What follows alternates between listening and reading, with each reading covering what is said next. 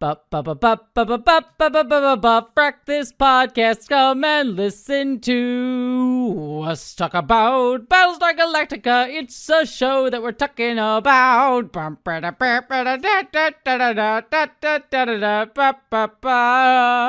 Hello, interwebs, and welcome to the Frak, this podcast. I am your inappropriate host, Jesse Gender, and I am joined, as always, by...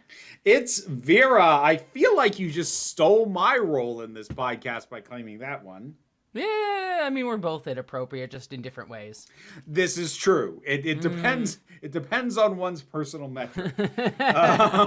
Or you just always be inappropriate. It works either way. I was gonna say, like, there are ways in which we are both inappropriate, but then there are there's a lot of overlap, but then there are ways that each of us is also inappropriate and separate and distinct ways. Yeah, it's a Venn diagram, but it's all inappropriate. Yes. yes.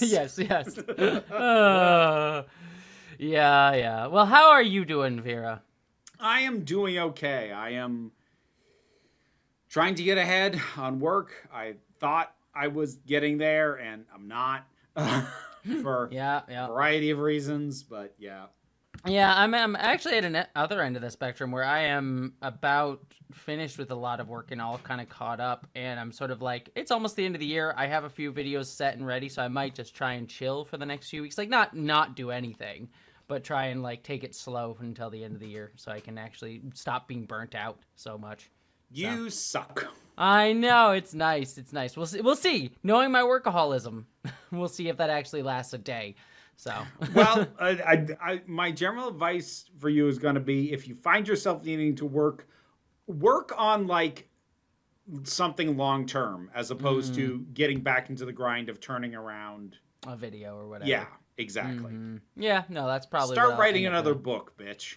Yeah, that I could work on. I could work on that, or I work on my script that I submitted to and get that polished up a little bit more. Fingers crossed on that. Fingers crossed. Yeah, I submitted to the Mark II Plus found footage grant for listeners, which is a transgender film grant that Mark II Plus and the Transgender Film Center are doing. So I submitted, last week was the due date, and then I'll supposedly hear by the end of the month if I'm in the finals. That's about when they said the deadline was going to be for when they were going to tell people if they're in the finals or not, depending on how many people submitted. So yep, that would be very cool. We shall see, but yeah. Other than that, like, it's been kind of a light week. I've just been finishing up some stuff. I went to a taping of a show that I cannot name yet because it's not coming out until March, but I got invited to. I'm allowed to say that I was invited to a taping. They said this specifically, but I cannot say what for or why I was invited. Know, Vera, but yeah. Yes, But I mean, it's not like you live in Los Angeles or anything where 3/4 of all shows get taped. It couldn't be that many things. Yeah, I know, right? It's just a few things. What I will say is, based on what I and my friend went there as, we are definitely going to be in the show at some point. So you'll see.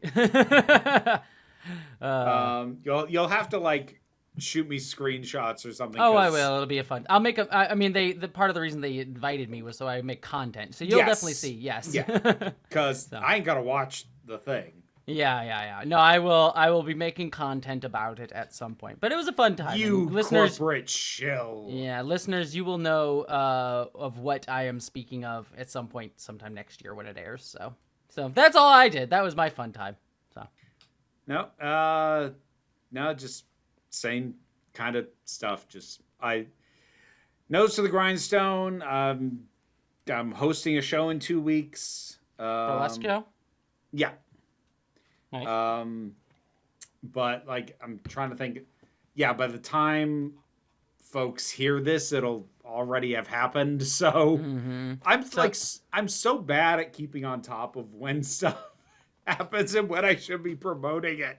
Yeah. You seem like you're right at the precipice of that time when you should be promoting the show, right at the edge there. And speaking of, by the way, randomly, let us look at the comments from the episode Pressy Puss, or Pretty Puss, or Pressy Puss. Yeah, exactly. As I called it in our file names for the. Yeah, I don't. I think it was last episode or the episode before. It was last episode we brought up. I can't I haven't edited that yet at time of talking, so I don't know if that makes the cut or not. But just on the off chance, Jesse couldn't spell precipice in the audio file that she sent me to put the podcast together with. Well, anyways, let us talk about these. Arsenal has a comment that I cannot read because it is a spoiler one, but all I will say is there must be some way out of here, Arsenal. And Arsenal and everyone else will understand what I mean.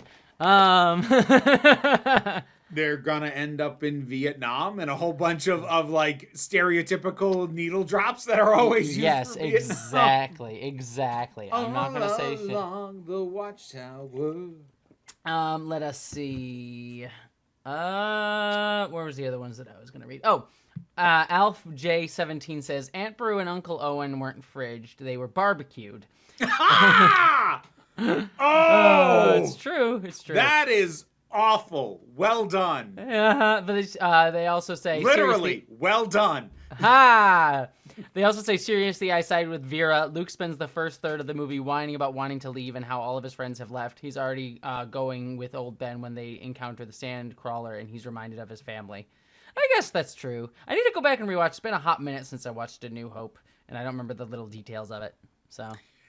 Yeah, it is always odd to me. Like, to some degree, I understand the argument that some people have made over the years that Owen should have been a bigger part of the prequels. Mm-hmm. But on the other hand, had they done that, it just would have been all the weirder how just thrown aside he and Baru are. I mean, for all of that show's many problems, I did like Uncle Owen's inclusion in the Obi-Wan show. His bits there. I remember thinking it was pretty good, but I also don't really remember. I remember shockingly little about that show at this point, actually.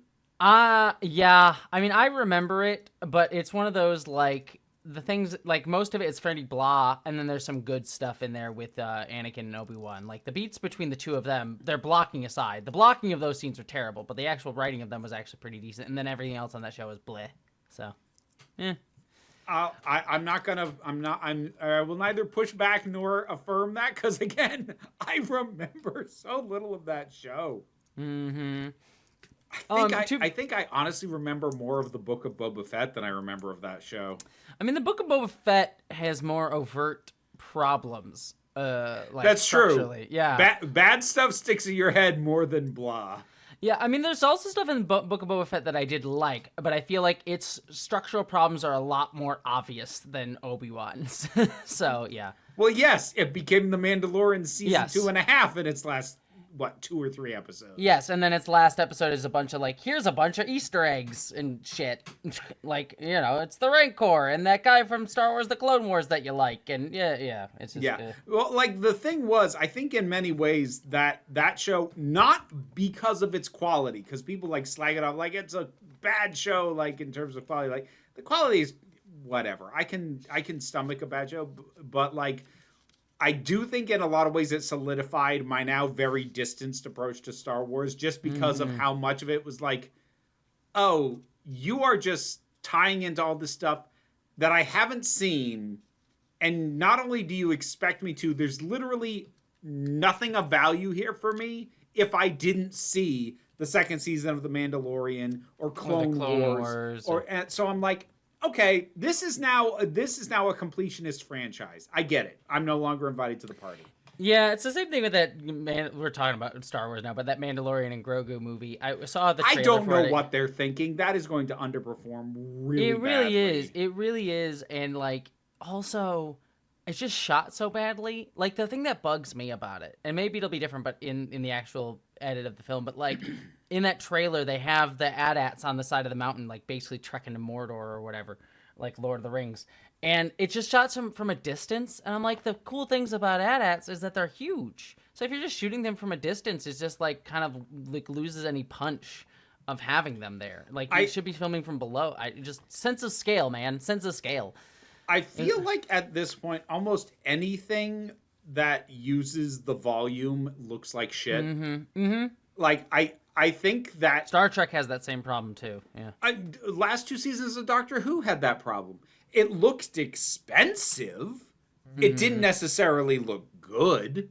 Yeah. The only times I was like, this is somewhat justifiable is in The Mandalorian, actually, when they're on Tatooine, which, stop going to Tatooine. But at least when it's there, it's like, okay, it works for big, wide open desert.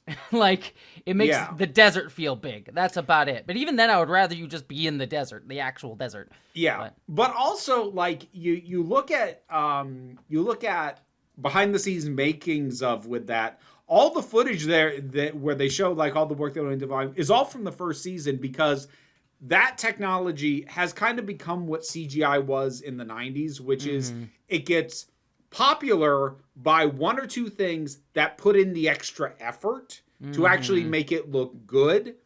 And then everything else that uses it is just like, we'll look good because we use the same thing that they use. Like, yeah, but no. Like, and every room looks big, wide open, and circular. So yep. All right, last comment here. We have 255 AD says, I hate the scene with Baltar because I don't like implying it's cowardly to capitulate when someone is literally pointing a gun at your head. I think most people who imagine they wouldn't do that are overestimating their own courage. I think I would have rather they threatened him with something like removing him from office or throwing him in solitary confinement. So refusing would be a massive sacrifice, but not like you will die this instant if you say no. Like, the reason I don't like that moment is, again, I am feeling the gradual reduction of the Cylons as they continue to act more and more like how I expect humans to be written. And I'm just like, that's my issue with that.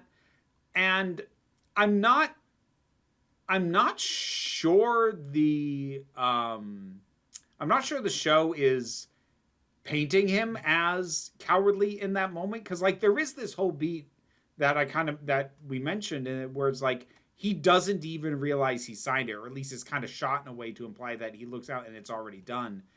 To me, it said a lot more about how checked out of the entire situation and detached from his own actions at this point he is, which I wouldn't necessarily attribute to cowardice. I mean, I think it's a little a B. I think the show is trying to show he's cowardly, but yeah, I think it is less about that. I think we're shown that he's cowardly in a lot of other ways. You know what I mean? And then this is just like another piece on that another piece on that pile, while also showing us something else at the same time. Yeah, I think so. I actually like that scene, but I can see the criticism, but I think it's fine for me as is. So, well, maybe we should exit this section. Part 2, and what a weird coincidence, because we're talking about Exodus Part 2 today on the podcast. What a coinky-dink! What a weird coincidence that happens to be. 1 second. I just had a weird panic attack that I wasn't recording for some reason, but I'm fine, so we're good. We'll keep going. I was like, wait, have we not been recording? No, I did. Okay. All right, let us get into our recap of the episode. We start off with Lee and Dee on the Pegasus, not Pegasus. I have rewired your brain in the you worst really ways, have. You so really happy. have. This show does not help. We have Tumor and Boomer and Head 6 and Caprica 6 and Pega 6. So thankfully, don't have to deal with Pega 6 much. Oh, I need to mention this before I forget. So, a couple episodes ago, and you might have even reiterated last episode, you got so annoyed that you couldn't say what Tumor's name is going to be. Yeah. Because it hadn't been said out loud and it was only in the captions. And then proceeded to casually drop it and not even realize you did that. Oh, did I? You did.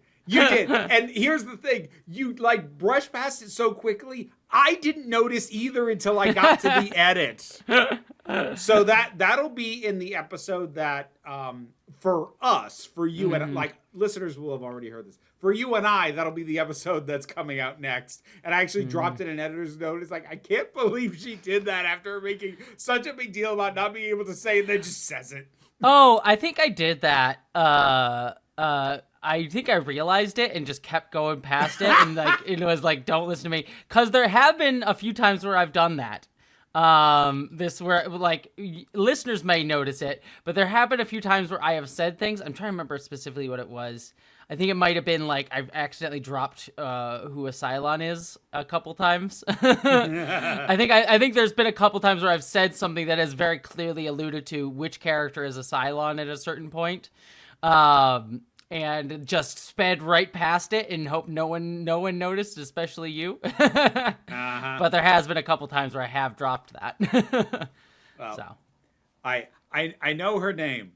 I'm still going to insist you don't get to say it until it's said on the show, but I do know it. All right. We'll wait. All right. Well, I'm just saying the show ruined it first. It's literally in the captions still. Even in this episode, it's in the captions. So, all right, we get into our recap again. Like I said, we're on the Pegasus.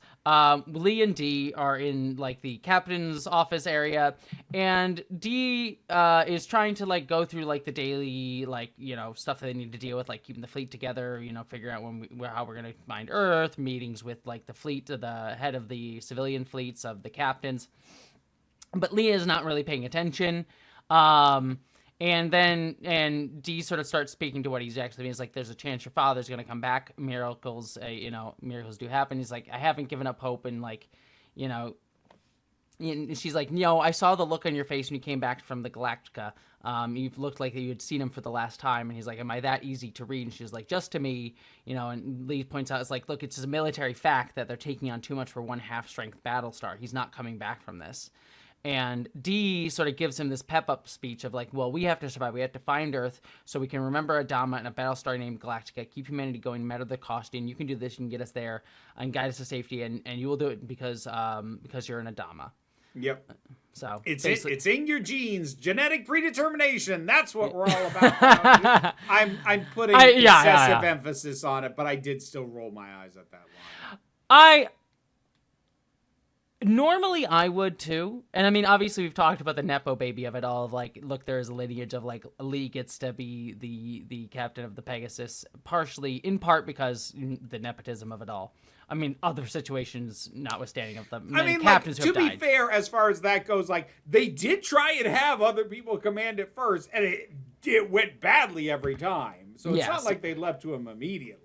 No, but there is an element of that in there. Here, yes. I think it works for me, that line, specifically because Dee is trying to cheer him up a little bit about, like, hey, you're going to carry on your dad's legacy. It's like, your dad may die, but you're going to carry on your dad's legacy. And I think in that context, this scene works for me, rather than it being like, just because it's in your genes and you're, like, there is an element of that in the conceptualization of this, but I think it's more to speak to, like, look, you're an Adama, and your dad may die, but you'll sort of carry on that torch a little bit, which I think is comforting. Yeah, like I understand it, and it works in context. It's just it's a sentiment that I had a tendency to roll my eyes at even before I was in my 40s and increasingly jaded about a lot of stuff. It was always just a sentiment that I always just kind of found like, so fucking what. Yeah. Like even for me, he's like, well, we're gonna do this because we're this, and you're gonna do this because you're that. And I remember like even like at age 12 being like, what the hell does that have to do with anything? Again, in most cases I will agree. Like if it's like, you have I'm trying to like, oh, the fucking like Skywalker. It's like, you're gonna do this because you're a Skywalker. That sort of bullshit. It's like, what does that have to do with fucking anything other than your weird Jesus complex? But here, though, I think it works for me just in the sense of, like, it's more about his feelings about his dad dying, potentially, rather than it being... I get that. I'm not arguing against it. I'm just saying you're fucking wrong, all right? I'm saying I'm a cynical bitch, so if you're saying I'm wrong and I'm not actually a cynical bitch, thank you, I appreciate it. You have to always make it about you, huh? I don't have to make it about me. It is about me. These are facts. It's a military fact, not an opinion. All right. Well, Lee is somewhat bolstered by this. He's like, he says, I'm proud to serve with you, Lieutenant, and have you as my wife. And they sort of go back to, he's still a little bit bothered, but he seems to be a little bit more focused after that. We then cut to Ty. Anders talking to Ty about Ellen. Anders is very angry. He said, I lost 3 men. This whole plan of like Adama coming back to rescue us could have fallen apart. It has to be done. Something has to be done, and it's better for her sake that it's you. And Ty's like, And then we get Ellen and Ty, and Vera has a face that I knew you would have. I told you this is going somewhere. But yes, Ty comes over to Ellen with a cup of tea, and Ellen sort of justifies herself. It's like, I had you, I would have done everything. And Ty's like, everything's gonna be all right. It's like, I had to get you out of detention. It was me. I was the one who went to Cavill and I slept with him. And I think she's kind of justifying to herself because as we spoke about last time, she knows that that's not entirely true because of what Cavill's like. We let him go because we wanted to follow him and was just using her. But that seems to be an element of. So, I'm going to disagree with you on that, but go ahead and finish, then I'll talk. Sure. And she basically keeps justifying. She's like, I do it again. Frack anybody, do anything, even give them the map.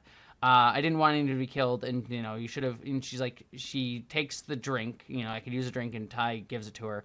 And he's like, she'll always be there for me when I need you. I'm exhausted. I could just curl up here. I should have listened to you. Stayed on the glass. And Ty's like, don't worry about that. You just go to sleep. And then she dies because he poisoned her, and he's very upset by this. Says, I love you. As she passes away.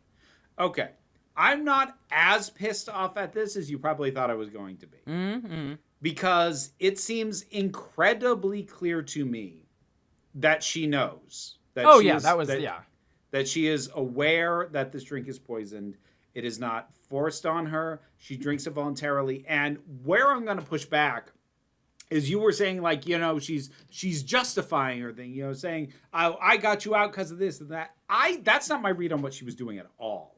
Mm-hmm. What I think she did is she came clean with him on what she did. She's telling him that it's what got him out because I don't think she wants him to know that she put herself through that and it meant nothing.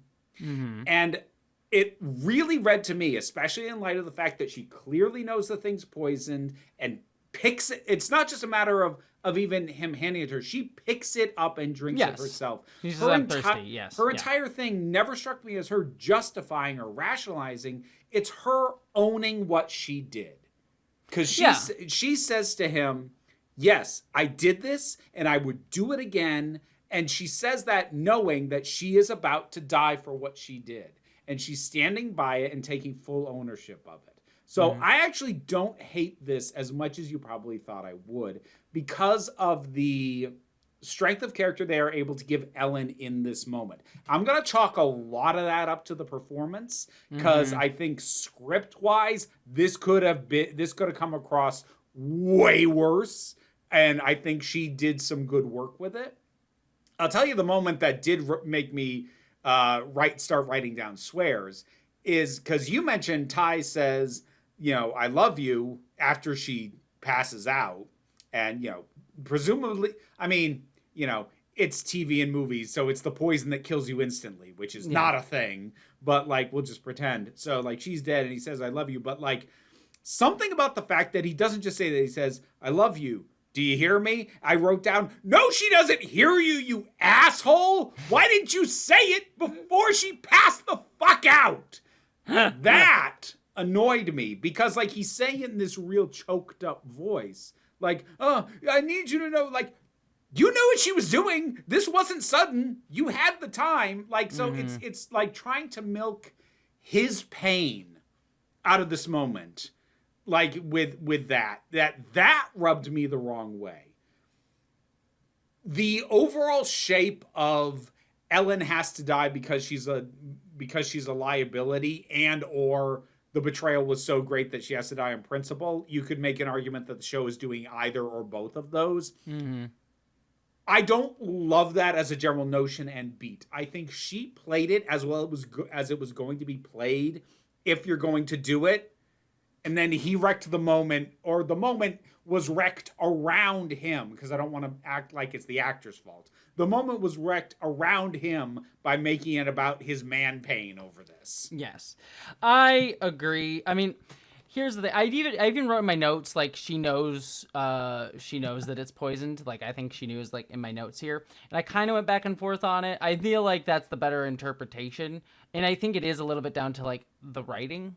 Is like, I'm unsure if the writing, I think the actress made the choice that she knew. I don't know if the writing makes that as clear in the way that I think it could. Like, I didn't need them to spell out like, I knew. But I think the writing is a little more nebulous on it, and I think she made the correct choice to play it the way that she did. Yeah. So. And like, to be fair, it is possible that in the script, somewhere in the directions, it does say like she takes this knowing, so it might be. It might be. Yeah, it might. But be. like, just going by the lines spoken, it absolutely could have been played as she has no idea what's about to happen. And I'm really glad they didn't do that. I would have fucking hated every second of that.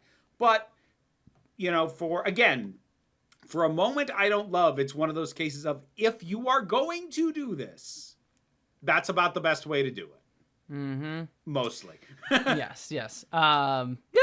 I like I said, I don't hate this scene either, but it is the end, sadly, of Ellen. Yeah. Wah, wah. And like, I think part of the reason why I really have this is her taking ownership of it, is that was the aspect of her that I had come to enjoy. Mm-hmm. That she does have like a sense of agency in a way that herself. Yes, for all of the problems she caused, she was never a passive actor. She was not a character that things just happened to. She made a lot of bad choices, but she never hid from those. She never pretended to be someone she wasn't. Mm-hmm. And that was the aspect of her as a character I always appreciated. Mm-hmm. Well, R.I.P. Ellen Ty. We then cut to Baltar and the Cylon, what do you want to call it? The Cylon Council? I don't know. Council, yeah, whatever, group. Anyways, Baltar is kind of lecturing them a little bit on everything. Is like, oh, you got too comfortable in your predictions of success, you know, and where's Laura Roslin now? Where's Zarek, you know, in the wind? Free at any rate with Ty, likely. And Deanna's like, what would you have us do to him? And Baltar's like, leave, go, please go. And what would you really do if we left you here? This is Deanna's point. It's like, would you raise your children on stories of the Cylon? You know, these people that you used to enslave who came back and, like, killed you all. And then would you have your children tell it to their children and nurse a dream of vengeance? They go out in the stars and kill the Cylons one day, blood for blood. Basically getting at the point of, like, the cycle of violence sort of thing. Yeah, like, that is true. They are it is evoking the cycle of violence thing. But there's an Baltar does, yeah. Well, yeah. There's an aspect to it here because of the sci-fi premise that I think actually makes it more interesting than I would normally find this argument that Deanna is making to be. Because my frustration with this kind of argument normally, both in real life and fiction, is that you're talking about what's going to happen multiple generations down, and you are acting as if future generations will have no agency of their own, will have no choices of their own, that if you start them on a path, they are forced to walk it no matter what, and you see future generations as only an extension of yourself. Go to hell and shut up.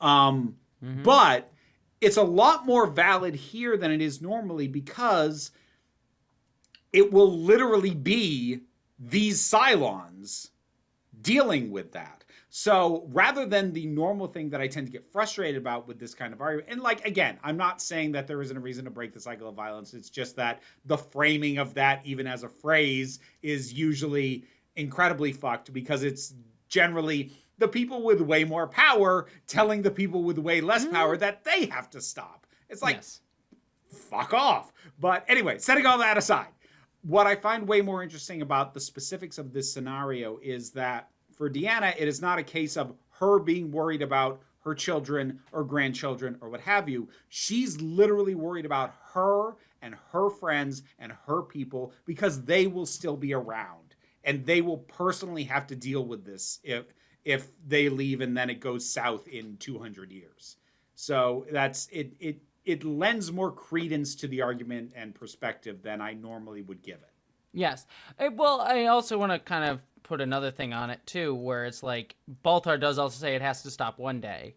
Is his response to Deanna, and I think like the show is wielding even removed of like, oh, the Cylons will have to these will be those Cylons will have to deal with it. Like the show is presenting it as like her worry, but I don't think the show is necessarily endorsing it as this like the cycle of violence is inevitable sort of thing. I think it's like her perspective, and it kind of goes to your exact point as you were just saying, is the people with power saying, oh, you're going to continue this.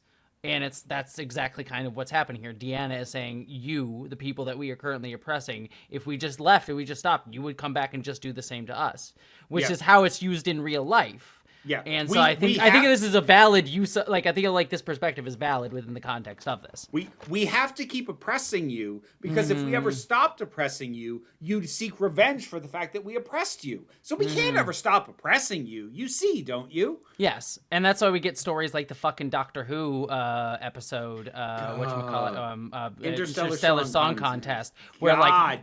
Damn it. Where those stories are stories written by, let's just say it, mainly white people, because that episode was written by white trans women. And it's basically being like, oh, like the cycle of violence keeps going on, but it's this very, I think, ingrained idea of like the cycle of violence that was taught to people let's just say white people are taught that of like, this is just how it goes and we better be the oppressors or else they'll oppress us, and it's just better us than them, I guess. We either have to oppress them to stop them committing violence, or we have to be the adults and step away and let them just do whatever damage they're gonna do to each other and do nothing to help. And actually we're the better ones because we are so evolved that, you know, we will see their plight and we will make things better for them, and they won't really understand, but we'll make things better for them over time. Yeah. God, fuck. Just accept being second-class citizens for now as we uplift you. White Europeans and or all their descendants, which I am included in, we can all shut the fuck up and go to hell. Yup. Agreed. Alrighty. So yeah, I do like this like argument because it fits within, like, I don't like her argument, but it is an argument that a character in her position would make. So yes. It fits. But during this, Gaeta is in the room, and he sort of gets up and sort of like, oh my god, and he looks out the window and sees that the insurgents' attacks have started happening. So we see explosions going off in the distance. Ty's insurgency group has started setting off the bombs in preparation for Adama's attack, as we learned they were going to do last episode. Yep. So we then cut to things are going wild, where bombs are going off, things are hectic, and we see Tori telling a group of soldiers, along with Hera, the Cylon human baby, and her adoptive mom, sending them off. He says, stay with her, guard her. Hera's mom says, or adoptive mom says, thank Rosalind for me, and then we get a bunch more chaos. Mm-hmm. So we see Anders and a bunch of insurgent members of the insurgency digging up a cache of weapons that was hidden under the pyramid court, which seems like a smart place to put it. You know? Yeah, it's really good. And then we have up in orbit above the planet, we see the Galactica shows up and sends out some Vipers and Raptors, and they start heading towards the planet, but they send out drones. To sort of have the Cylon base stars detect it, and so 2 Cylon base stars, as they planned, as we see Hilo's calling out, it's like, all right, 2 Cylon base stars are going to fly in. 2 Cylon base stars do fly in, so they're sort of trying to distract the base stars. We then cut to Caprica 6 and Baltar talking to each other back on Colonial 1. I'm just gonna say this right now. It took, I think, the 3rd scene between the two of them for me to realize this was Caprica 6 and not Head 6. Oh, really? Oh. Well, yes, because up until she starts, because later on she's going to have direct interactions with, I think it's Gaeta. Up until then, she's only talking to Baltar. Yeah. And I wasn't sure which 6 this was, just because it was the kind of moment when Head 6 would show up again. I guess so. I mean, to me, their conversation was very clearly Caprica 6 to me. And also, usually Head 6 gets the music cue which she even does later on when she shows up. That yeah, no, like that's I'm not saying that it's the show's fault that I had this confusion, but I still did. Fair enough. Well, it's Caprica 6 and Baltar, and the Cylons have gone off to deal with other stuff, and she's sort of, I think Baltar's like saying it's all for nothing. All of this was for nothing. We did all this for nothing. And Caprica says like, no, we'll start over, guys. A new city will rise from the ashes. And Baltar's like, no, it'll be burned like the cities of old, consumed by the wrath of God. And Adama's back, they hear as well. So yeah, yep. Then we have, like I said, we're back up at the Galactica. 2 base stars do jump in, and Kat and the rest of the Vipers head back to Galactica. So they head back to the Galactica with a bunch of Cylon Raiders behind them. Then we go to the best storyline of the episode, which is Starbuck in the open. Yeah, see, like I didn't get as annoyed at Ellen as you thought. That doesn't mean this that is there worse. wasn't shit that pissed me off. Oh yeah, no, the Ellen story, I was like, okay, this is better than I remember it being. This is worse than I remember it being, especially as this ends. I forgot that this goes this fucking yeah.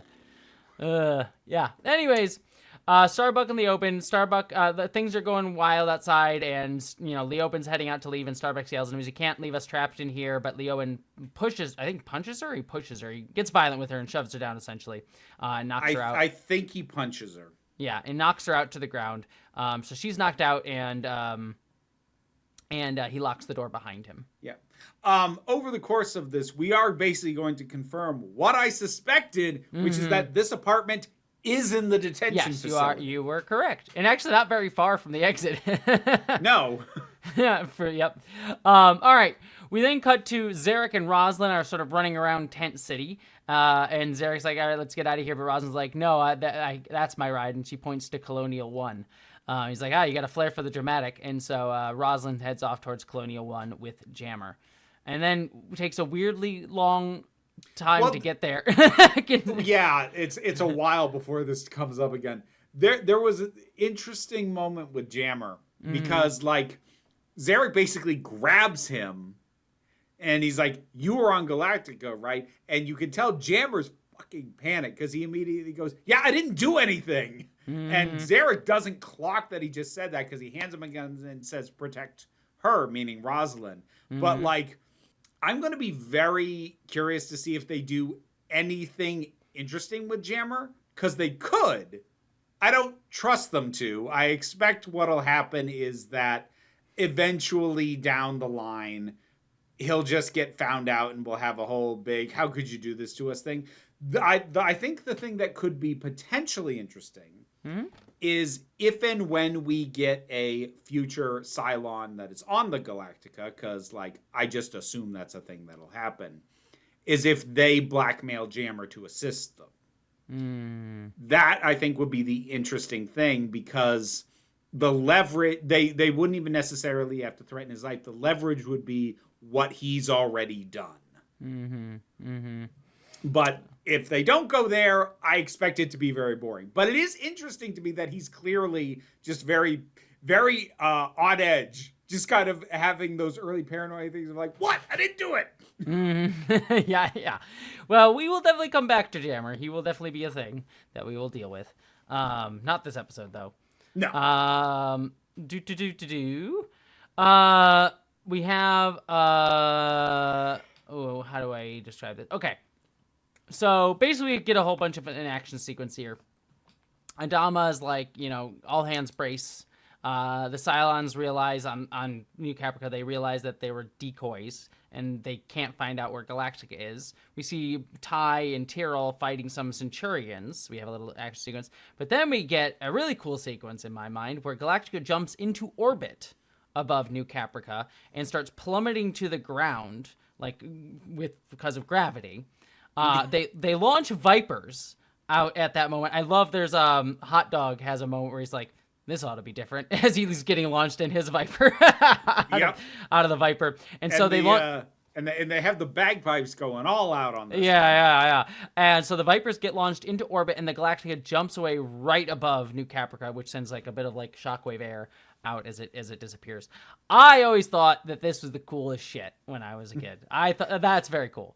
So. It's a cool maneuver, and it's nice to see something like the jump technology, especially the way that it works here, because it's like super distinct from something like warp in Star Trek. To see it used tactically in a way that feels real specific to the way it's been deployed. Like I just love when shows do that, when they, and like it's the kind of thing you tend to get in like a third or fourth season of a show, when the writers start really realizing, oh, nobody else has this thing that we have.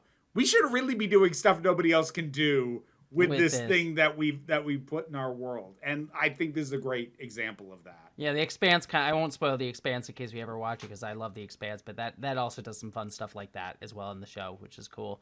The only time, like, yeah, Star Trek, I as much as I love Star Trek, it doesn't do a ton unique with warp in the sense of like, oh, we're gonna do some crazy warp stuff in battle or tactically or anything like that. I think the closest we got, which I always thought was cool, was the Picard maneuver in season 1 of TNG.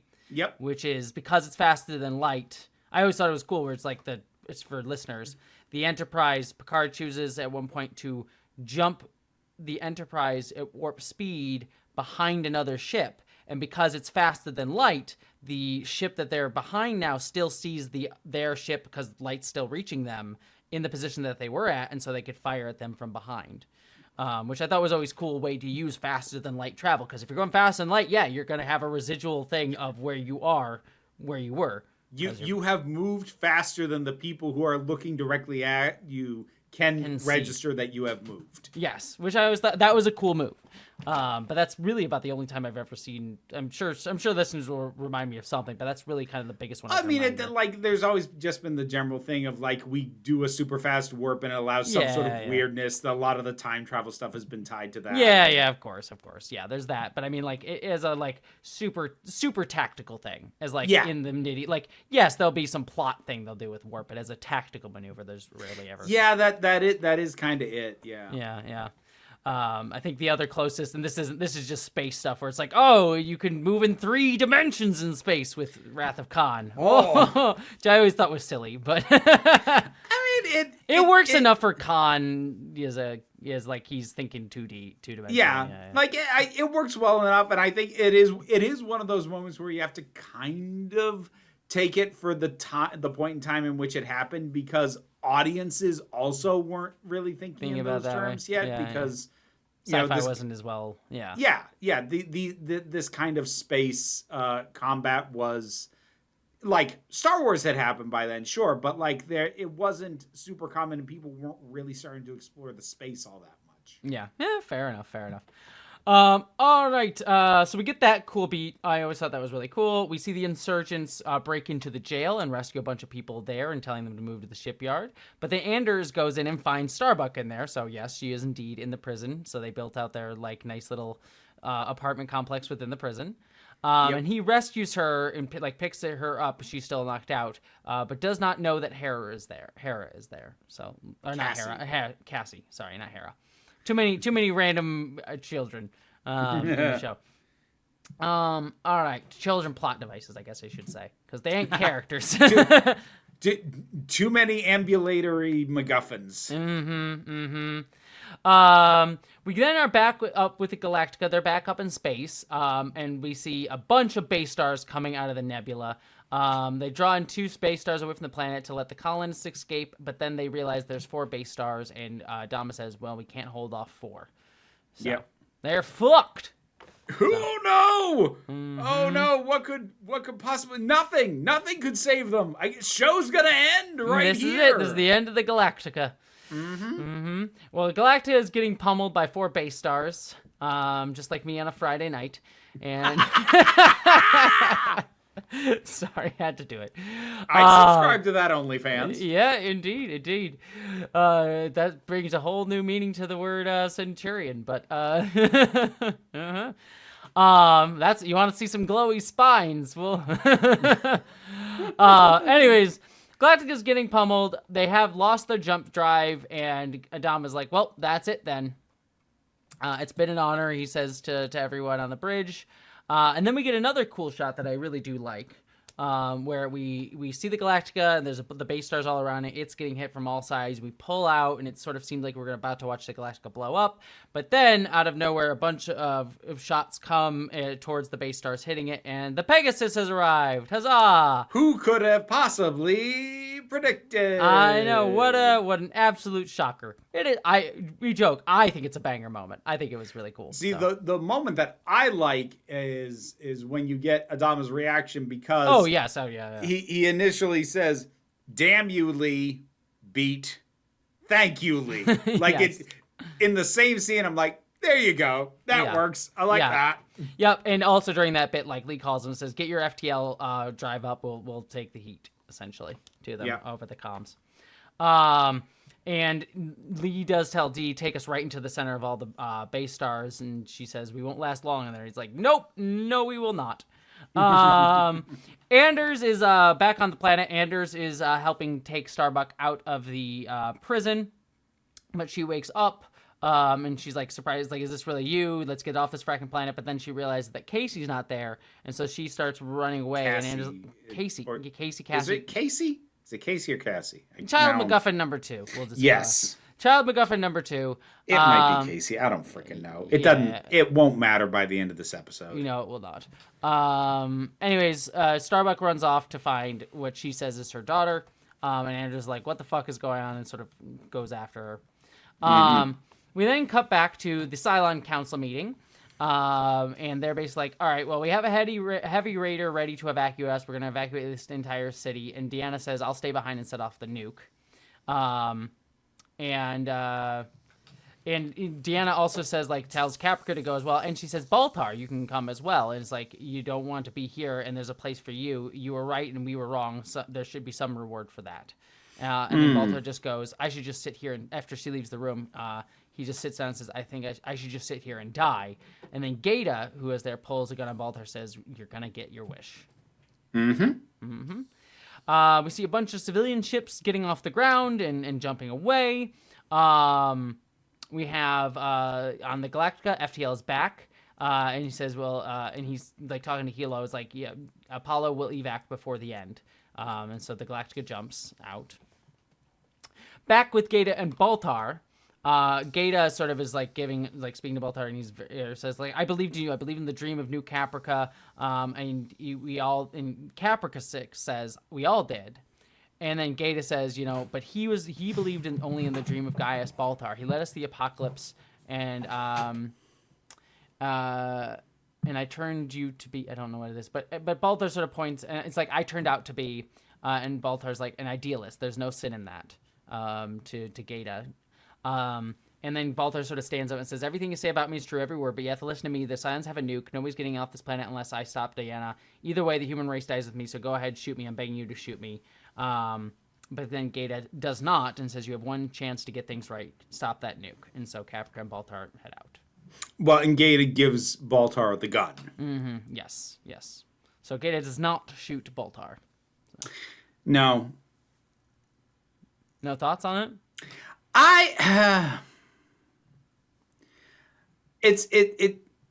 It rings as a very manufactured moment. It is a very TV moment. The whole somebody who's there with the intent to kill you and doesn't just do it immediately, even though they've got you dead to rights.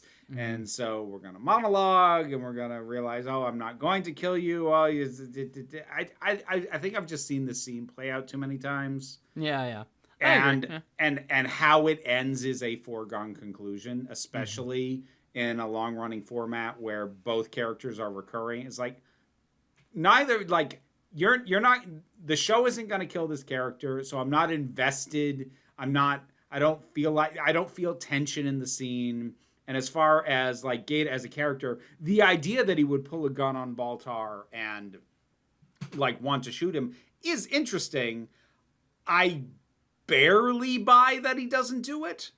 Like it basically hinges on the existence of the nuke is the only reason I kind of buy that he doesn't shoot Baltar, except the way the moment is played, it feels like it's doing the more generic, "Oh, he can't bring himself to do it," which that I don't fucking buy for a moment. Yeah. And if that was the case from the beginning, I'd rather you just didn't do the scene.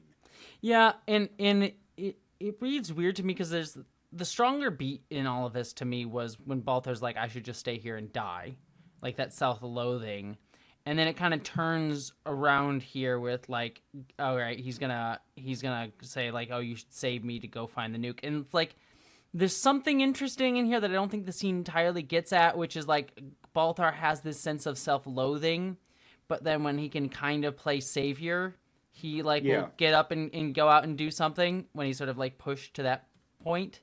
But it's like it just feels like there was a stronger through line here of like getting at like Baltar's self-pity and then confronting him with Gaeta being like, no, you were always about yourself. Maybe you should do something for someone else for once. But Baltar seems to like be the one. It really almost more feels like it should have been Gaeta being like, stop feeling sorry for yourself and go out and fucking do something, like in a way. But it would have been a weird way to set that up as much. But it feels like that would have better gotten at Baltar's core problem here. Like it feels like the show wants to get at that, but it doesn't entirely get there.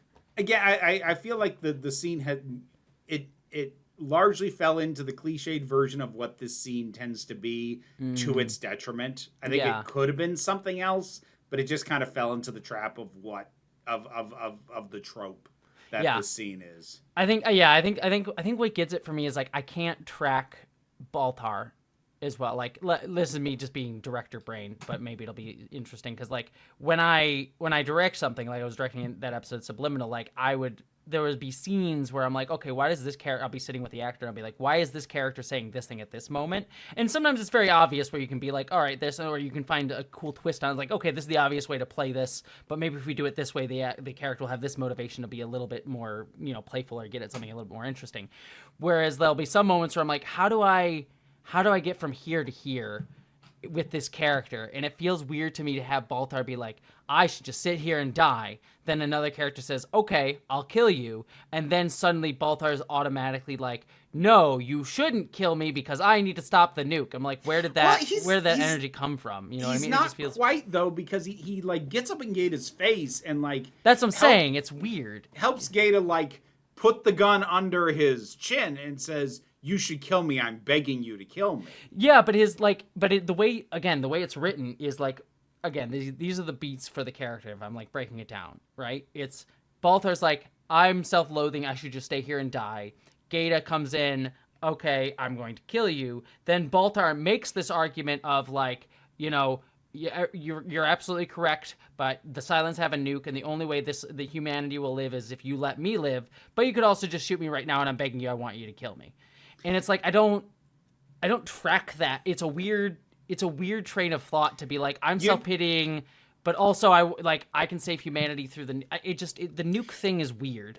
You know what it should have been? It should have been Baltar telling Gaeta, you could kill me or you could go and stop her. Yeah. With this nuke, as opposed to implying that like him living had anything to do with the nuke and Gaeta making the decision. No. Go make up for yourself. No, asshole. I'm not going to fix I'm not going to fix the mess you made. You fucking fix it. Take the gun and fucking fix it. Yeah, it should have been that where it was like, I think that would have been much stronger where it's like, you should go and stop the nuke. It's like, no, I'm going to go save my fucking self. You die on this planet by saving everyone else. And and have it be like, you want to show you're worth something, save me and humanity. And I think that would have probably played a little bit better. It would have tracked better. Because as this stands, like I really just can't, like I just don't track Baltar's headspace as well here. The scene needs massaging. It needs reworking. Yeah, exactly. Because I won't say the project I'm working on, Vera, you will probably know because I've complained to you about it, but I won't say the project that I was working on, but there was a script that I was working on that I directed that I'm like, I had to work really, like I wasn't allowed to change the script. And I had to work with the actor to be like, okay, the only way we can make this motivation work is if we come up with very specific set of circumstances that will never be read on screen, but you have to know them to make this track in this way, to make this scene make sense. And it's like, we got it there, but it's like, none of it really reads on camera, but it's like the only way I could make the scene make sense for the character. But you just get those sometimes, especially if you're working on someone else's scripts where it's just like, I think they had an idea for it, but I can't change it, so I got to try and work through it. That's just the job of a director sometimes. So, yeah. Yep. Anyways, we then cut to Starbuck is going back to look for Casey, and we get our favorite scene of the episode. I am fucking sure, where Leoben arrives with Casey, and he's like, "I knew you'd be back. I saw it. I foresaw this." And basically, she's like, "Give me Casey." He's like, "Say it. I want. You know what I want, and I want all the rest of it." And so she says, "Fine, you win. I love you." Say it again. "I love you." Gross. And he says, "Now I want the rest." And so he forces, they kiss. Well, here's part of what's really gross about this. You say he forces himself on her. It is shot, and her reception of the kiss is visibly coded as like a romantic makeout. Mm-hmm. It is not. The physicality of it and the way it is filmed is not reminiscent of someone who is resisting or doesn't want to be there. Mm-hmm. And I'm sure these big brain dickheads in the writer's room will be like, "Oh, and people won't know. Was she actually kind of into it?" Like, fuck off, man. Go to hell. Yeah, that's the thing that I fucking despise, because it does have that like, "Ooh, maybe she's actually into it" sort of thing. And I'm like, why would I ever believe that for a fucking second? And I think the show wants us to think that she would be into it, but it's like, no. It's not edgy. It's not morally gray. It's just bullshit. Yeah. And then, of course, she stabs him, killing him. Which is the moment that really ticked me off, because she had the knife the entire fucking time. Yeah, she could have done it at any fucking point. Yes. Like, she didn't have to do it, which is part of what makes the moment so fucking gross. She had the ability to kill him the instant she was within arm's length of him. Mm-hmm. And instead they have her do this, which was what leans into this whole notion of like, ooh, maybe she kind of wanted it, because she could have stabbed him anytime. Yes, she could have, and she should have. She should have stabbed him the instant he was close. She should have cut him off mid-word. He should have been going, "I knew you'd come back. I knew you'd what?" Poof. That was it. That's what should have happened. Well, what should have happened is this entire plot line doesn't exist. Yes. But if this plot line's got to exist, what should have happened is he doesn't even get to finish a fucking sentence before she guts him. Yes. But no, instead we get this bullshit. I mean, just to talk it out, just about, since we're done with this storyline, thank fucking God. My big problem with watching is, like, I don't even necessarily hate the idea of Leoben kind of, like, fixating on her and even, like, using his power over her to, like trap her. Just the sexuality bit of it is just, like, it should have just been more, you need to accept your religious role in my weird fucked up religious mind games. And we had more discussions of, like, philosophy like we had in the first episode with Leoben. Like, that should have been more what it was been, and, like, eschewed any of this, like, fucking weird, like, I want to fuck you bullshit. Yeah, like... And I think that would have been way more interesting. If we removed, and we talked about this before, if we removed the sexual menace from his performance, I think it could have been a lot more interesting if he was just very perfunctory and like, "Look, you are going to accept me and you are going to accept your role in this. However long it takes, however many times you have to kill me. This is just a thing that's going to happen. I'll wait. It's fine." I think if you remove the sexual menace, amongst other things, it would have made him far more inhuman, and to my mind, as something that is supposed to be a machine, far more interesting. Again, I keep coming back to the fact the more these Cylons act like just people, the less interesting I find them. So, like, I think there could have been some... I probably still wouldn't have loved it, if I'm being honest. I probably still wouldn't have loved it regardless. But I think the entire thing would be so much more defensible if you just remove the sexual menace and the implication that he is actually sexually attracted to her. And if it was just rooted in his religion, like, I had a religious vision that we will be together. It's a thing that's going to happen. I'll wait for however long that takes. Yeah, I think that would have been way more interesting. It would have been. I think, yeah, even if you just removed the sexual menace and kept it almost similarly as is, I would agree. I think the storyline really, like, it's just lazy. in the like, he wants to, Stockholm syndrome her into loving him. And I'm like, the stuff that was interesting with him was the philosophical discussions that he brought up in his first episode. And I'm like, if you had a whole sequence of like in that, because in those episodes she had the power over him as her prisoner, you could have done the reverse and had the philosophical conversations, but he's the one giving the philosophical conversations in Starbucks, like throwing it back at him. But really, she never gets a chance to like give him back any interesting philosophical ideas. It's just like, love me, no, here's a kid, now you love me, maybe. Like, that's like his first scene with her, I can't remember if it was season 1 or 2, but the first time they interact together and it's that interrogation scene, that's a great goddamn scene, because his presence and what he says to her is a fundamentally philosophical challenge to her very way of thinking. And there's none of that in this. It's just a creepy guy just making a woman's life miserable. Like we've seen in fucking every psychological thriller ever. Yeah, and I mean, they could have just done, I mean, even if you go back to those original arguments, like, you're not really a human, where like then she's killing him every single time. It's like, see, you're not really human. You're not really human. Hell, you could even brought in the child in that weird way and be like, okay, I'm not human. Is she? As like a half human, half Cylon thing, is like, is she human? Do you want to kill her? You can kill her. We don't know if she'll be upload or not. Maybe she will. Maybe she won't. Yeah. And then you have this whole, sorry, I'm like pitching a story at you, but that would have been like, she's thinking about killing the kid, ends up not doing it, then turns out at the end, the kid was never a part Cylon at all, and if she had killed the kid, then she would have actually killed a human being. So that would have been an interesting like they took a pairing of characters that I think would have been difficult to navigate regardless, but had potential and places to go, and they picked the most boring way to have these two have their stories intertwined, which also by just happenstance also happens to be the grossest way to have them interact, and it's just so infuriating. Yep. Sad face. Anyways, they kill Leoben, though he'll probably be back. They rescue plot device number 2. And Anders is like, what the fuck? I don't know what's going on here. And Sherber's like, I'll explain later.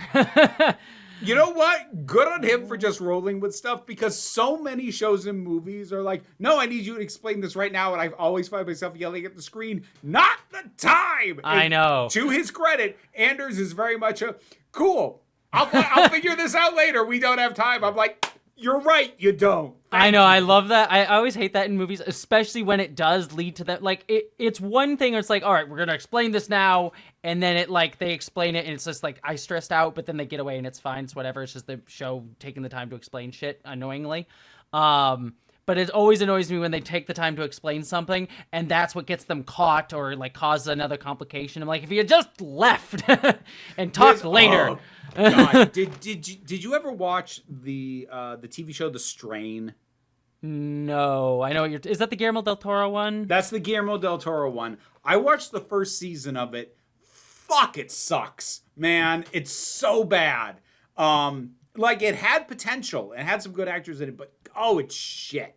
Yeah, I remember hearing that. I remember liking the poster, because it's the one with, like, the tongue thing or whatever, right? Like, the conceptualization of the vampires is neat, and there's, like, a couple of scenarios they set up. I'm like, I want to see that, and then that entire scenario was resolved at the start of the next episode. I'm like, but I would have watched a whole season of that. You just But anyway, the reason I bring it up is in the first season, there is a scene where, like, these two characters, because there's all this bullshit story of like, oh, they used to be together and they're currently not, and like, and they end up just like fucking on the floor. And there's a character who shows up later who looks at them and goes, there's an apocalypse going on outside, and you two decide to shag on the rug. And I was screaming at the TV, exactly. What about this situation that you're in is fucking sexy or makes you think it is a good idea to get naked and sprawled out on the floor? What the fuck is this? Oh, that's if you want to see, if you don't mind seeing me mask presenting, I have a review up on Council of Geeks, and it is one of my early, genuinely furious reviews. I fucking hate. Like, I think I've got two. I think I have a review of the premiere episode, which I was, hopeful on, mostly positive and hopeful. And then I had a review of the season as a whole. Oh, it's fucking shit, man. It's so bad. It's so bad. It's just funny you mentioned mask presenting you, because I have a playlist, a YouTube playlist that is like things to fall asleep to, and it's just a bunch of different videos that I fall asleep to. But you put up your Doctor Who like one that's like the 4-hour long the compilation one, yeah. Yeah, and I just stuck that in there. And I just woke up the other day to like your like mask, like slightly more mask voice from the beginning of that. And I was like, Vera, but not. It's weird. Yeah. And God, to tell you how early in the channel this was, I hadn't even adopted the flat cap yet. Yeah. Ugh, like that's like it's with the green screen. That's how old this review is. Yeah. But like I fully stand by that review because I was pissed off at it. I'm still pissed at how bad it was. Jumping back to Battlestar Galactica. Oh, if we must. Yes. We have Baltar and Caprica 6 looking for Deanna. They come across the temple, which is where they assume she is. They hear the sound of a baby crying. Deanna is tearing apart the temple, like looking for something, looking for the baby or whatever, something in there. And then Baltar and Caprica 6 go over and they see that Hera's adopted mother is now dead. I was going to note earlier, you could have learned her name, but it won't matter. Yeah, I forgot her name off the top of my head. It doesn't fucking matter. But yeah, they find Hera. Hera's still alive, but the mom is dead. Head 6 briefly appears and says, "It's her Gaius, the first of God's new generation." And then Caprica 6 is then there. It's like, it's a miracle. God spared her. Deanna comes out and takes Hera, and Baltar pulls out a gun to try and stop her, but then Caprica 6 like, no, she won't send off the nuke, not anymore. Because she's got a baby.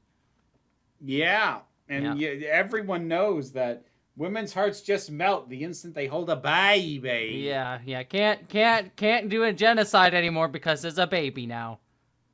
Which I would have preferred if they just laid it out plainly, like she won't set off the nuke now because she'll re-download, but that child won't, and she won't risk losing it. Like make it clear about the tangible thing that she would lose, as opposed to this general notion of, oh, we put a baby in her, and like the show doesn't explicitly say, because I think that was that was my belief of what it was, but it is still like, ooh, she's so enamored with the baby. There is a logistical answer for why she won't set off the nuke, which is that they don't know what'll happen to this baby. Because presumably she stayed here to be like, I'll blow up the nuke and it'll kill me, but I'll download. So yeah. That was always the impression initially.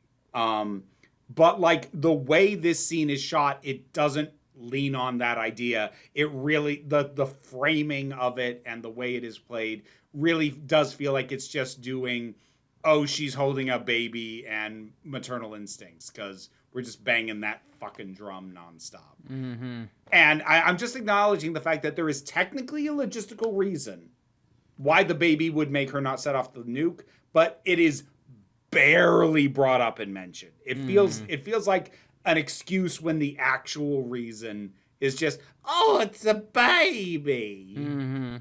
I think the writers emotionally wanted to be, she's so enamored with the baby, and if they like pressed on it, they'd be like, well, this is the logistical reason, but it's the emotional sense they wanted you to come away with. Yeah. If people rightfully called bullshit, they have the logistical excuse, which gets no weight in the actual scene. Yes. All right. We then cut to Rosalind, Tori, and a few others arrive on Colonial 1. Finally. Yeah, I know. She like took they took forever the long way around. Yeah, because he wasn't that far away from it, and like all this dramas happened there with like Data and Baltar. She was within sight of it. She pointed at it. Like when Zarek asked her, what are you doing? And it's like 3 blocks away. Yeah, I know. It just took her forever. It just feels like that scene should have been spliced in later. Like after the Baltar Gata scene or something like that. Yeah. Anyways, they arrive there. Jammer is also there. Rosalind pulls out a bunch of notes and puts them on the desk, and she seems like very well at home. And she's like, all right, I'm ready to go. So, yay, I haven't been elected, but I'm back in my desk. Yeah. And then Colonial One takes off, and it's kind of funny because I remember when I was like, boy, that's a pretty smooth takeoff for something that is, for all intents and purposes, just been sitting on cinder blocks for a year plus. All right, we then arrive on Galactica, where everyone is arriving, from being rescued. Tyrell's help directing people, and we see Starbuck is there with the child. And Tyrell runs in and is like, I thought you were dead. Who is this? And then, Starbuck is about to explain because Andrew's like, yeah, I would like to explaining too. But then a woman arrives and says, oh my God, it's my little girl. Oh, mommy missed you so much. When the Silence took her, I thought I would never see her again, but you saved her. God's bless you. And obviously Starbuck is heartbroken as this because she assumed it was actually her child. But it's not. Leoben lied. So here's the thing. I actually kind of like this moment. Oh, yeah, no, it's a good moment, but yes. I like it for a couple of reasons. It is a really smooth exit to remove this kid from the story. Although I will say right now, if we ever see either this mother or child ever again, then they're both Cylons. Because narratively, there is no reason for them to ever show up again unless you do that. But I'm assuming we will never see either of them again. And it is a pretty, because like there are other ways you could remove this kid from the story, all of which would be gross and nihilistic and edgelordy. This is a pretty clean way to remove this kid from the story, make it seem like the work that was done to save her, amounted to something and was worth it. And I would say is probably the single best delivered aspect of how fucked up Leoben is. Because like the immediate implication that he just kidnapped a random fucking kid in order to just fuck with her and tell her like, oh, this is your kid, knowing that she can't prove otherwise. That I think is a far more interesting indication and the least innately sexualized indication of the kind of fucked up he was. But of course, it's something we're learning about after the fact, after the situation's already resolved. Yeah. Again, it goes back to like, either you could have done something with it. I mean, you heard my pitch, which was just like, they have that debate again that they were having when she first caught him, which is, oh, you're not really people. Like, Cylons aren't really people. I can kill you over and over again. You're still my captor, and I can kill you over and over again, and you're not really people. You keep coming back. See, that proves. And he's like, okay, well, here's a kid that's your kid, half human, half Cylon. Is she people? And you can kill her. And we'll find out. So, yeah. And that would have been way more fucked. And then this reveal would have been even more fucked if you would consider, like, Starbuck almost considered killing the kid. So, yeah. But no. The whole Leoben thing, I hate. It wasn't unsalvageable. It could have been something. It's not. Fuck it. We also have a couple like small things where like Hilo and Apollo sort of acknowledge each other. Hilo and Tumor. Excuse me, not Hilo and Apollo.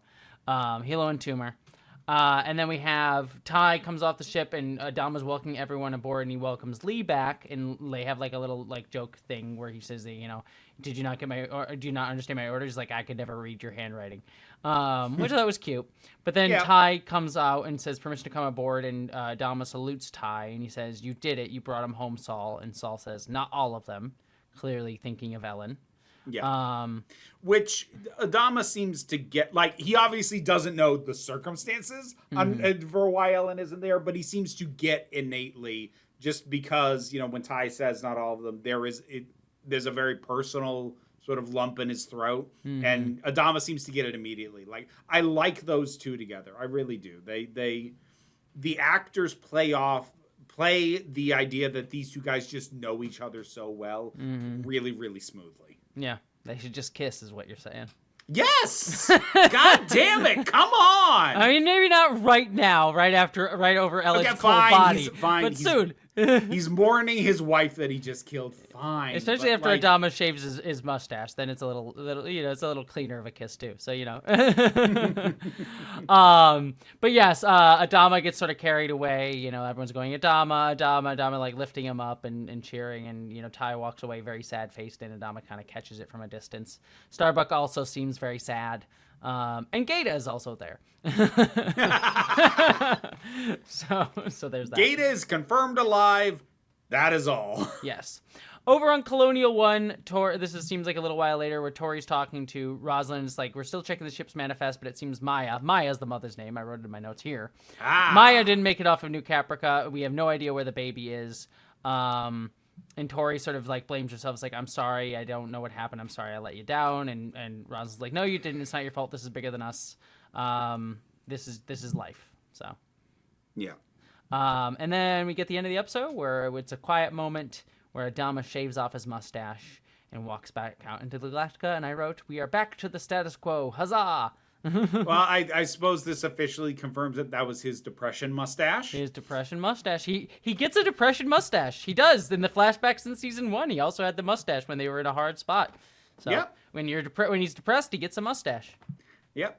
Like, the thing is, you say we're back to the status quo. I know, things in a, yes. It feels a lot more earned than a status quo reset usually would. And if I can be completely honest, while I really appreciated the commitment to the time jump into New Caprica, I didn't say anything. I was kind of dreading the idea that it was going to be a full season of that, if I'm being honest. Because while it was nice to get a committed break from what we were used to, it just wasn't as innately interesting in and of itself. It was interesting as a break, but it wasn't something that I wanted the show to just be going forward from here. And I didn't really say anything because, like I've kind of said, I'm trying to be more positive on the show than I've been for chunks of it. So I didn't want to say anything and come across as doom and gloom. But honestly, while it is in many ways a return to status quo, enough things are different and or enough characters are dead that it still feels like there was significance to what happened. It is not a case of why did we even bother? I also even forgot to mention too, I don't know why, but the Pegasus blew up at one point. There was a quick little thing. So the Pegasus is gone now, and Lee is no longer the commander of the Pegasus. Yeah, and actually I think with that, they got stupid lucky with that because like they had already taken out a couple of the base stars. But like both the Galactica and the Pegasus are, pummeled. They're weak. There isn't much left. So they evacuate the Pegasus and it kind of rams one of the base stars. Cool. But then in the explosion, like a big chunk of the Pegasus just happens to fly at an angle to hit the last remaining base star and blow it up. I'm like, you guys were so fucking lucky. Yeah. I don't think it kills there were 4, and I think they killed 2 of them, so I think there was still 2 more around. Yeah, but I guess I kind of assumed that they had taken out another 2 earlier because otherwise it doesn't make sense to me that they got away if there were still 2 left at that point. Yeah, fair. So I guess my brain had kind of assumed the other 2 must have been accounted for somehow because otherwise I don't buy that they get away. Yeah. Well, let us talk about... before we get to the overall thing, I'll do spoiler minute. The return to the status quo, I agree. I jokingly say return to the status quo, but yes, there's enough change. Like, enough people are traumatized, enough people are dead, and things are different. And I will agree, too, like... This was the good amount of length for this type of storyline to be. Like 4 episodes, like two dealing with the ramifications of it, and then 2 episodes sort of getting them off of there, and enough stuff has changed. I think that's decent. We could argue about whether all of it worked as well. Again, the Starbucks shit. Yeah. But this is if you were going to structure this was a good amount of time to do this. So. Yeah, like we didn't need this to become The Walking Dead season 2, where the entire thing's on the goddamn phone. Yeah.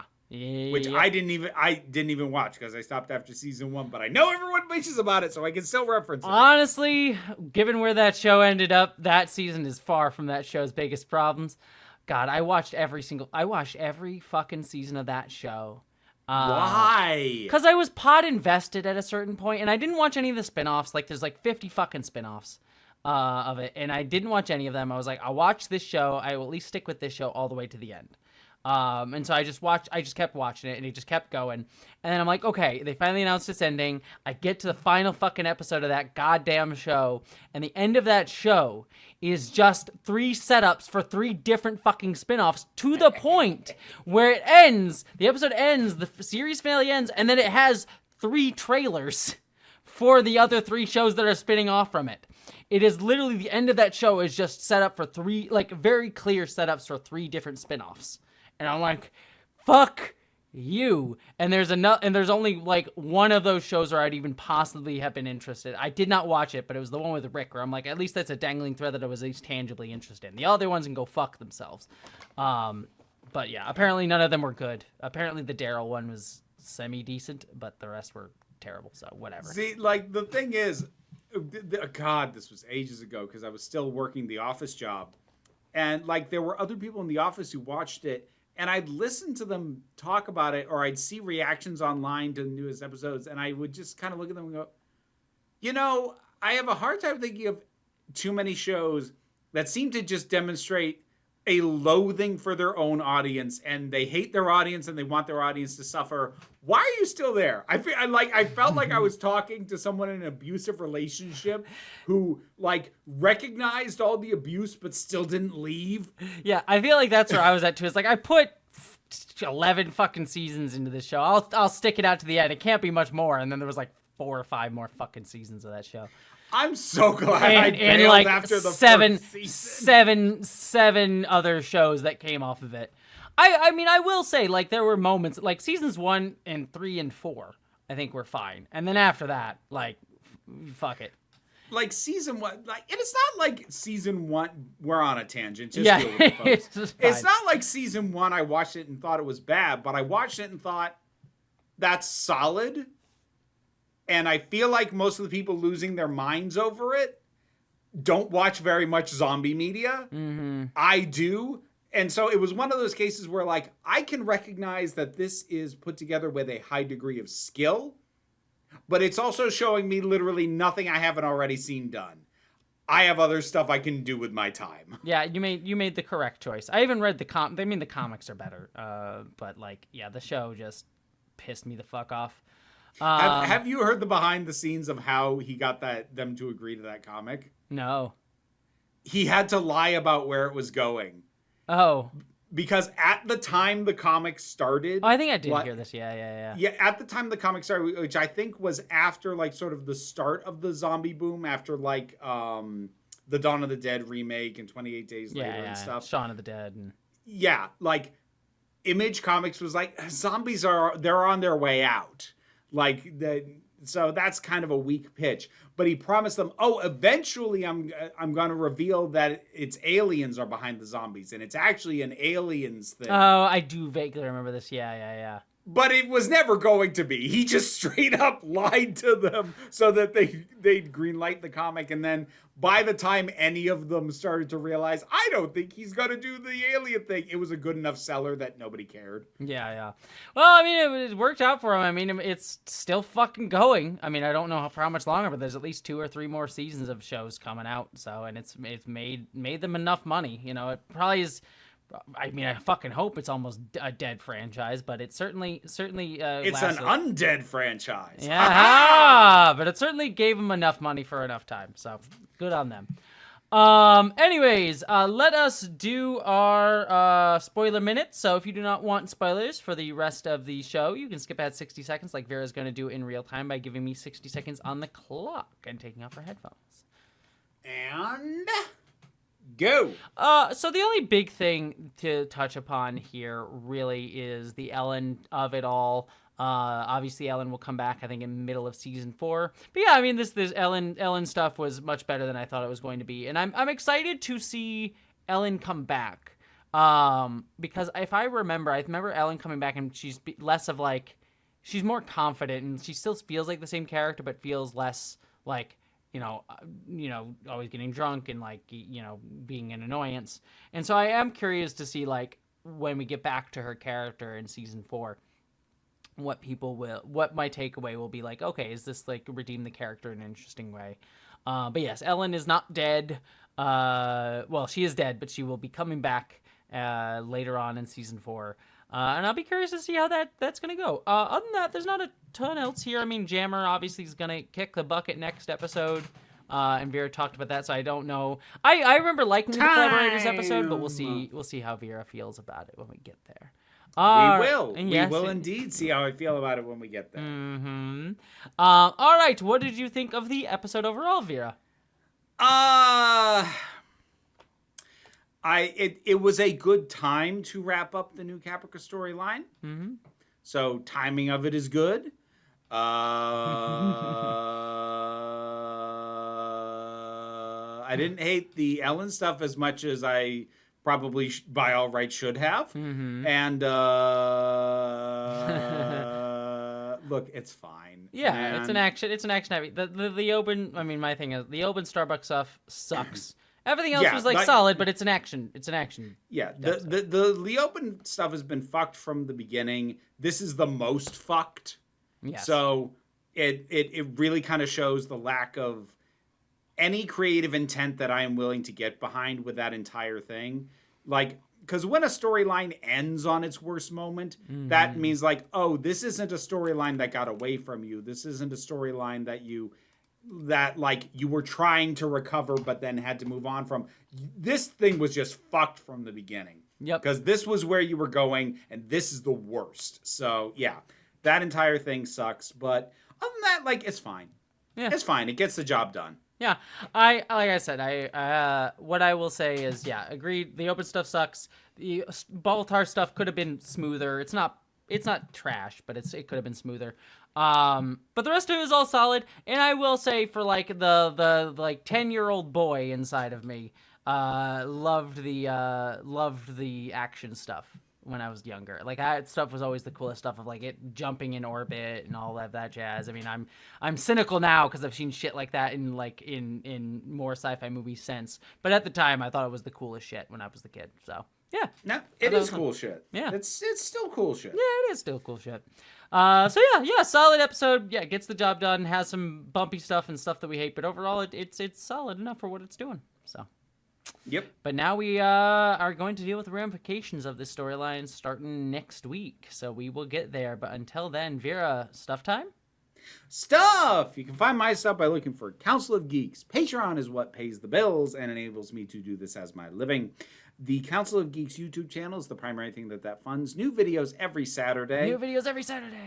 I don't know what the most recent video would have been by the time you're hearing this, but a week back, you would have seen me do a video about someone who used my name to try and sell their awful AI-written erotica, which is a thing that happened, and I was like, screw it, I'll make content out of this too. If you're gonna try and bank off my name, I'm gonna bank off your banking off my name. We'll just so the make cycle goes. Yeah. Yeah. It's the never-ending cycle of porn. Unlike the cycle of violence, you don't have to break this one. It's okay. Yeah, we can keep this one going. But there is also Council of Geeks on Blue Sky. There is the Break Room of Geeks, which is my secondary channel where I talk about whatever I have watched, listened to, read, or played lately. By the time you hear this, I think Has Been Hotel Season 2 will be done, but I'll have reviews up for all of those. And then, yeah, I already mentioned the Blue Sky. That's the geeky stuff. There is, of course, also the spicy stuff. And for that, you look for Vera Wild. Wild is spelled W-Y-L-D-E. And you can find increasingly spicy content on YouTube. TikTok.